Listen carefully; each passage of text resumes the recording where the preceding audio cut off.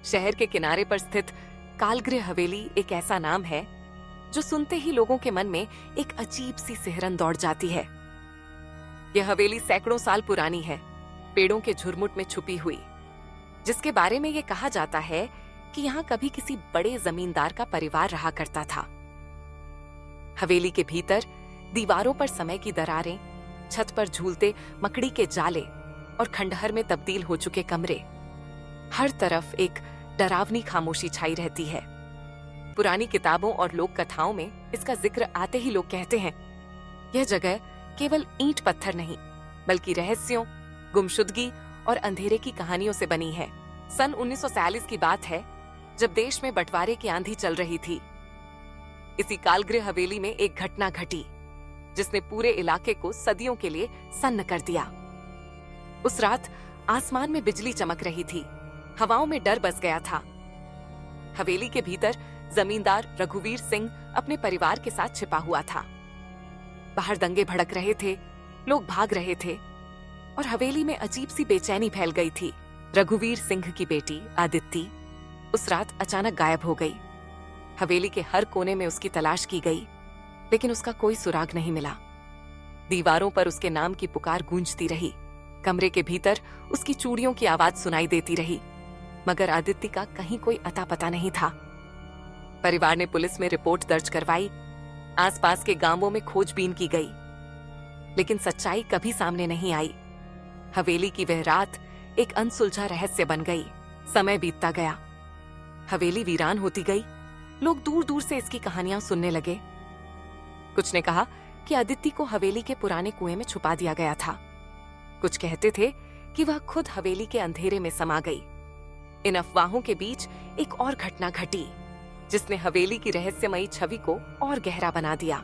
सन 1983 में एक प्रसिद्ध पत्रकार विजयपाल ने कालगृह हवेली के रहस्य को उजागर करने का फैसला किया। विजय साहसिक था, जिज्ञासु था और उसने अपने 2 साथियों के साथ हवेली में रात बिताने की ठानी। हवेली के भीतर दाखिल होते ही विजय ने महसूस किया कि वह जगह सिर्फ खंडहर नहीं बल्कि इतिहास की चीखों से भरी हुई है। हर कदम पर डर, हर दरवाजे के पीछे एक अजनबी छाया। हवेली के मुख्य हॉल में लगे पुराने चित्रों के नीचे विजय ने कुछ अजीब निशान देखे, छोटे छोटे खून के धब्बे जिनके बारे में किसी को कोई जानकारी नहीं थी। रात के सन्नाटे में पत्रकारों ने रिकॉर्डिंग शुरू की। कैमरे की लाइट्स ने हवेली के अंधेरे को चीरने की कोशिश की। तभी अचानक एक आवाज गूंजी, जैसे कोई लड़की विलाप कर रही हो। विजय और उसके साथी ठिठक गए। हवा में आदित्य के गुम होने की कहानी जैसे फिर से जीवित हो उठी। कमरे के एक कोने में विजय को एक पुराना डायरी मिला, जिसके पन्नों पर आदित्य की लिखावट थी, अगर कोई मुझे ढूंढता है तो हवेली के कुएं के पास आए, वहां मेरा सच दफन है। इस डायरी ने हवेली के रहस्य को नया मोड़ दे दिया। विजय ने हवेली के पीछे स्थित पुराने कुएं की ओर रुख किया। कुएं के चारों तरफ झाड़ियां और घने पेड़ थे, जिनकी छाया रात के अंधेरे में और डरावनी लग रही थी। कुएं के पास पहुंचते ही विजय ने देखा, वहां जमीन पर ताजा मिट्टी थी, जैसे हाल ही में किसी ने कुछ दबाया हो। विजय ने अपने साथियों की मदद से वहां खुदाई शुरू की। कुछ ही देर में एक पुराना संदूक मिला, जिसके भीतर आदित्य के कपड़े, चूड़ियां और कुछ पत्र थे। पत्रों में आदित्य ने अपने भय, अपने दर्द और हवेली के भीतर छिपे एक राज का जिक्र किया था। उसने लिखा था कि हवेली के भीतर एक अंधेरी ताकत है जो उसकी आत्मा को कभी चैन नहीं लेने देती। पत्रों की भाषा अस्पष्ट थी, लेकिन उनमें बार बार एक नाम आता था, कालगृह की आत्मा। विजय ने शोध किया तो पता चला कि हवेली के निर्माण के समय एक मजदूर की रहस्यमयी मौत हुई थी।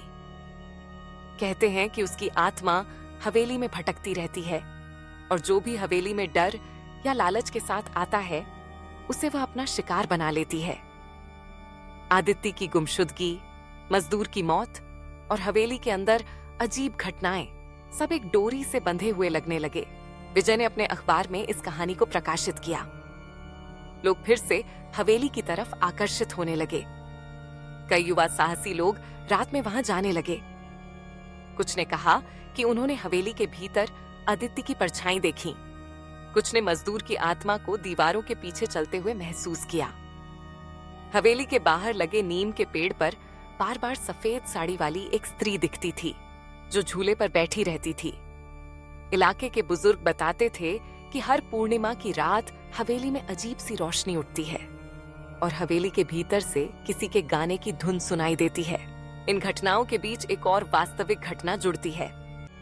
सन 2007 में एक विदेशी शोधकर्ता एलन स्मिथ ने भारत के प्रेत विज्ञान पर शोध करते हुए कालगृह हवेली का दौरा किया। एलन ने हवेली में 1 सप्ताह बिताया। उसने अपने अनुभव को डॉक्यूमेंट किया। रात के समय कमरे के भीतर अपने आप बंद हो जाते दरवाजे, दीवारों पर उभरती अजीब आकृतियां, हवेली के गलियारों में आती जाती छायाएं। एलन ने अपने रिपोर्ट में लिखा कि हवेली के भीतर इलेक्ट्रोमैग्नेटिक फील्ड की तीव्रता सामान्य से कई गुना अधिक थी। उसने यह भी रिकॉर्ड किया कि हवेली के भीतर तापमान अचानक गिर जाता था, मानो कोई अदृश्य ऊर्जा आसपास मंडरा रही हो। एलन की रिपोर्ट ने वैज्ञानिकों को भी चौंका दिया। कुछ ने इसे स्लीप पैरालिसिस और शैडो पीपल की अवधारणा से जोड़ने की कोशिश की, परंतु स्थानीय लोग अब भी मानते हैं कि अदिति की आत्मा हवेली के भीतर भटक रही है, अपने अधूरे सपनों, अपने खोए हुए बचपन और अंधेरे रहस्यों के साथ। हवेली के आसपास की संस्कृति में इसके रहस्य और गहराते गए। हर साल वहां एक मेला लगता था, जिसमें लोग आदिति की कहानी सुनते, उसकी तस्वीरों को देखते और हवेली के सामने दिए जलाते। लोग कहते थे कि हवेली के भीतर जो भी जाता है, उसकी आत्मा बदल जाती है। कुछ ने हवेली से लौटने के बाद अपने व्यवहार में बदलाव महसूस किया। अचानक डर, अनिद्रा और कभी-कभी हवेली के भीतर गूंजती आवाजों का पीछा करना। स्थानीय मनोवैज्ञानिकों ने इसे हॉन्टिंग सिंड्रोम कहा, जिसमें व्यक्ति खुद को किसी अदृश्य शक्ति के अधीन महसूस करता है। हवेली के भीतर की एक और घटना ने सबको चौंका दिया। सन 2015 की एक रात एक स्थानीय पुलिस अधिकारी इंस्पेक्टर मोहन राठौर हवेली में चोरी की जांच के लिए गया। रात के 2 बजे मोहन ने हवेली के मुख्य दरवाजे से प्रवेश किया। उसकी टॉर्च की रोशनी दीवारों पर अजीब आकृतियां उकेर रही थीं। जैसे ही मोहन हवेली के सबसे पुराने कमरे में पहुंचा, उसने देखा कि फर्श पर अदिति के नाम से लिखा हुआ एक संदेश था। मुझे ढूंढो, मेरे सच को जानो। मोहन ने कमरे की तलाशी ली तो एक छुपा हुआ दरवाजा मिला, जो हवेली के तहखाने की ओर जाता था। तहखाने में अंधेरा और सीलन का माहौल था। वहां दीवार पर कुछ पुरानी तस्वीरें थीं, आदित्य की, उसके पिता रघुवीर की और उस मजदूर की जिसकी मौत पर सब चुप थे। तहखाने के एक कोने में एक पुराना ताला लगा संदूक रखा था। मोहन ने ताला तोड़ा तो उसमें एक खून से सना हुआ कपड़ा और एक छोटी सी चाकू मिली। साथ ही आदित्य का एक पत्र मिला, जिसमें लिखा था, मैंने उस रात देखा, हवेली के भीतर कोई मुझे बुला रहा था। मजदूर की आत्मा मुझसे बात करती थी। मैं डर गई थी, भागना चाहती थी, लेकिन हवेली के अंधेरे ने मुझे रोक लिया। इस पत्र ने हवेली के रहस्य को और गहरा कर दिया। पुलिस ने इन सबूतों को जांच के लिए भेजा, लेकिन नतीजा कभी सामने नहीं आया। हवेली का अतीत और उसका अंधेरा जैसे समय के साथ और गहरा होता गया। मोहन राठौर के हवेली से लौटने के बाद उसके व्यवहार में बदलाव आ गया। वह रातों को चिल्लाता था, हवेली के नाम से डरता था और अंततः एक दिन उसकी भी रहस्यमयी मौत हो गई। लोग कहते हैं कि हवेली ने एक और शिकार ले लिया। हवेली के किस्से अब केवल लोक कथाएं नहीं रह गए थे। मीडिया ने इसे इंडिया की सबसे हॉन्टेड प्लेस कहना शुरू कर दिया।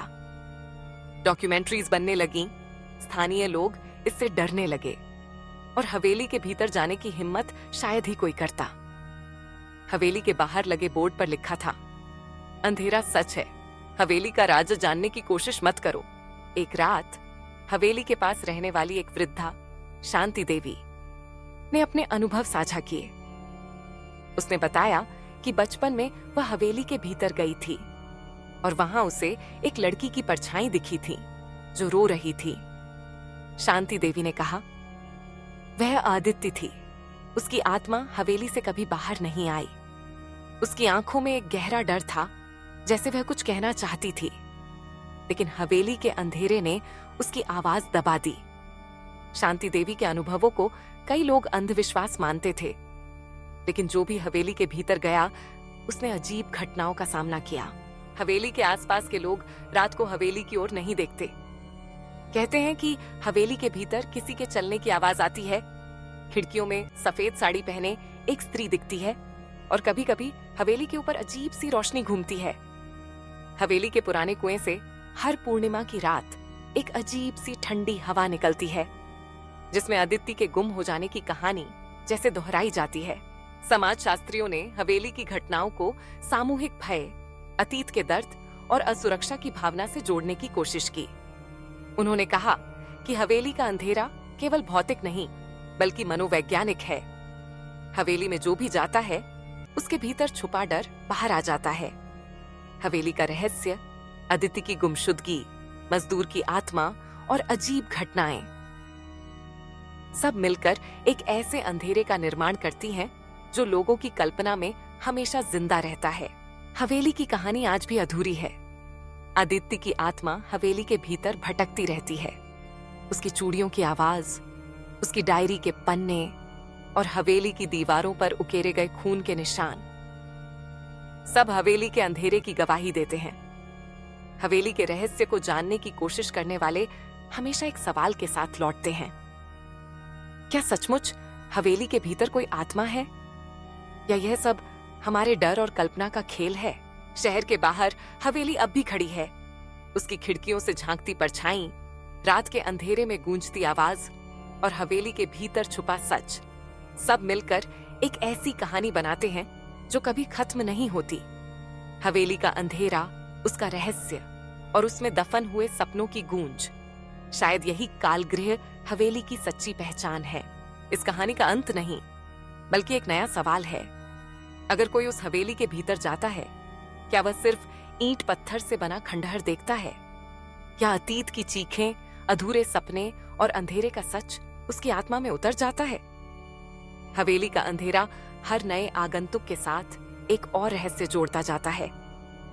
आदित्य की आत्मा, मजदूर की छाया और हवेली के भीतर गूंजती आवाजें, क्या ये सब सच हैं या सिर्फ उन लोगों की कल्पना जो अंधेरे से डरते हैं?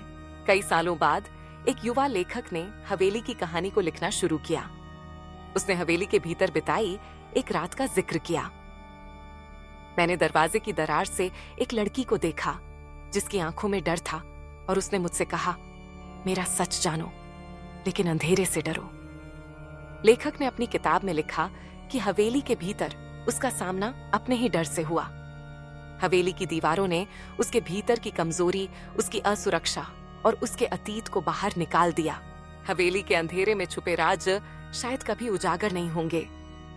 आदित्य का सच, मजदूर की आत्मा और हवेली के भीतर गूंजती आवाजें, ये सब मिलकर एक ऐसी गाथा बनाते हैं जो हर सुनने वाले के मन में एक सवाल छोड़ जाती है। क्या हवेली का अंधेरा केवल एक जगह का नाम है, या वह हर इंसान के भीतर छुपा डर है जो समय समय पर नए रूप में सामने आता है? शहर के बाहर कालगृह हवेली अब भी खड़ी है, अपने अंधेरे, अपने रहस्य और अपनी अनसुलझी कहानियों के साथ। हवेली का सच, उसका डर और उसमें दफन हुए सपनों की गूंज, शायद यही डार्क क्रॉनिकल्स एंड मिस्ट्रीज की सबसे बड़ी कहानी है, जो हर बार नए रहस्य के साथ लौटती है और हर बार एक नया सवाल छोड़ जाती है।